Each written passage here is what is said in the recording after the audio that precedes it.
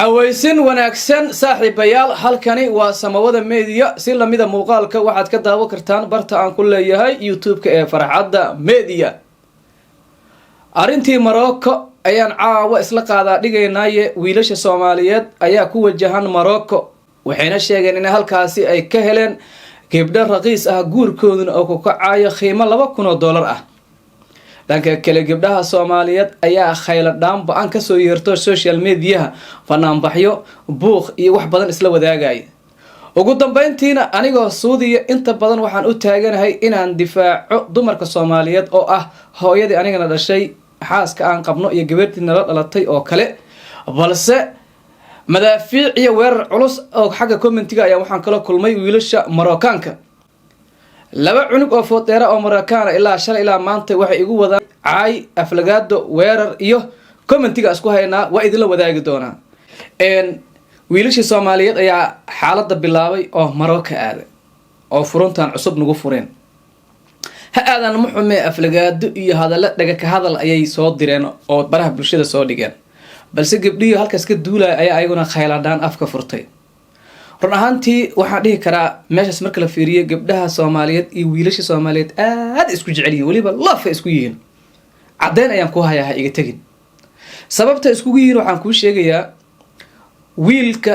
Morocco tagay ee gabadha Marookaanka guursaday hadii oo ka maarmo gabar Soomaaliyeed shib iyo dhiiray alxamdulillah waa dagi lahay mooyaane guurkiisa lacagta uu dhiibay iyo noloshiisa social media soo ma dhigeen ee ma dhiilaan Xaliimo Caloolkuus ayaan ka raysto iyo guur raqiis iyo gabar cad ayaan hel ma dhiilaan taasina waxa waaye dhaga ka hadal iyo gabdhihii shalay ku gacan sayray xoogaa canaano gabdhahana inayna jecel yihiin ayna naga maarmin ay kascad iyo maag noo leeyihiin Faarax Luga Baasto iyo ilmuhu nagu dayacay waxaad ku ogaataa hadii laga tagay oo Morocco loo danaystay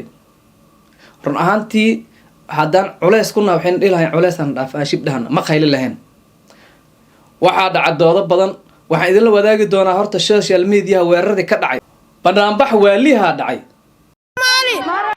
wiil Soomaali Faarax Luga Baasto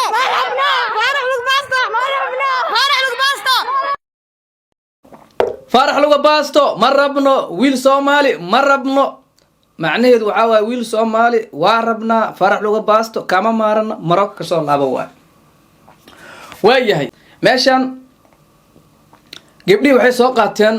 wiil Soomaaliyeed oo guursaday gabar Marookaan ah balbal balbalka ah ila fiir sawirkan waxay dhaheen Xaliimo Caloolkuus waxa dhadaba balbal shub jawaan cabaysan loor baradha ayaa dhinaca soo tiirsatay ee duqiyow maxaad nooga tagtay maxaas u tagtay xaaladdu meeshaas markay marayso anigi ayaa weerar lagu soo qabtay dalakh maalmahan gabdhaha Soomaaliyeed gaduudan ee quruxda badan dhaqanka leh nadiifka ah carafta badan kaala iska aragaysa gabdhihi Soomaaliyeed amaanay wiilasha Marookaanka balaay ma u turjumtay waa ay soo dhaceen bana commentiga lagu soo daatay ko waa la imaagmaagay waxa la soo qoray I love Somali ko waa la imaagmaagay waxa la soo qoray I love gabdhaha Soomaaliyeed from Morocco waxaan ku yiri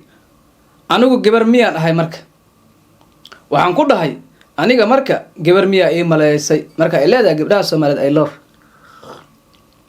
war uga raada markaas wuxuu yiri I love your sister walaashahan jecela markaas waxaan ku yiri gabadha Soomaaliyeed ee walaashay ah waxaan ku yiri markaas anoo Suudiya my sister is not easy walaashay ma fududan I mean waxa ula jeedaa she is not $2,000 ma aha $2,000 ma fududan walaashan jecel marka leedahay kuwaada raqiista guurso xitaa gabdhii Morocco masaakiinta qoorta u igalshay waayaha meega isla qaadana wuxuu yiri Faransiis oo guuro wuxuu dhahay wiilasha ragga Soomaalida waxa loogu yeeraa yiri magaca loo yaqaan Faarax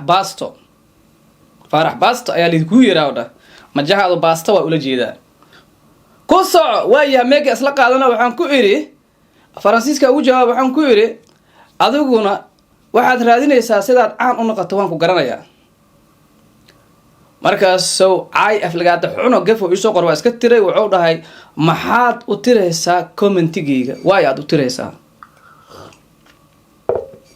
wuxuu soo qoreen gabdhihiina waa madow yihiin waana afrikaan qashan waay anaa u jawaaba waxaan ku yidhi we proud of our black girls gabdhaheena madmadow waan ku faanaa because my wele they are clean waa nadiif and they are not for sale iibna ma ahan you have to know that's waa ina ogaataa okay caafimaad ma jiraa ilaa hadda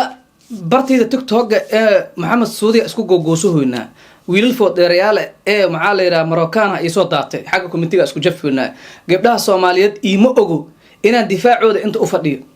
war intee aadeen faarax luga baasta ka daba maqantihiin war anaa luga bir oo idin difaacooya difaaca ila soo gala